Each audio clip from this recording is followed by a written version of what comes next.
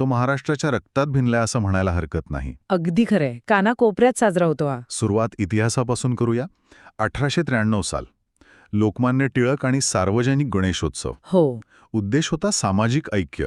पण मला वाटतं काही जुन्या नोंदी पाहिल्या तर असं दिसतं की हे तेव्हा इतकं सहज नव्हतं स्वीकारलं गेलं. म्हणजे काही विरोध वगैरे. हो, तुम्ही म्हणता ते बरोबर आहे. खरं तर टिळकांचा हेतू अगदी स्पष्ट होता. म्हणजे लोकांना एकत्र आणायचं होतं, जातपात विसरून एक व्यासपीठ तयार करायचं होतं. ब्रिटिशांविरुद्ध एकजूट. अगदी. पण सुरुवातीला काही पारंपरिक विचारसरणीच्या लोकांना हे पटलं नाही. म्हणजे सार्वजनिक उत्सवामुळे घरातलं पूजेचं पावित्र्य कमी होईल अशी एक भीती होती त्यांना. अच्छा. पण हळूहळू लोकांनी स्वीकारलं. आणि मग हा फक्त धार्मिक विधी नाही राहिला. तो महाराष्ट्राच्या ओळखीचा म्हणजे अस्मितेचाच एक भाग बनला. हो ना. स्रोत पण हे सांगतात की यामुळे तो जास्त लोकांपर्यंत पोहोचला. बरोबर. जास्त व्यापक झाला असं म्हणूया. आणि म्हणून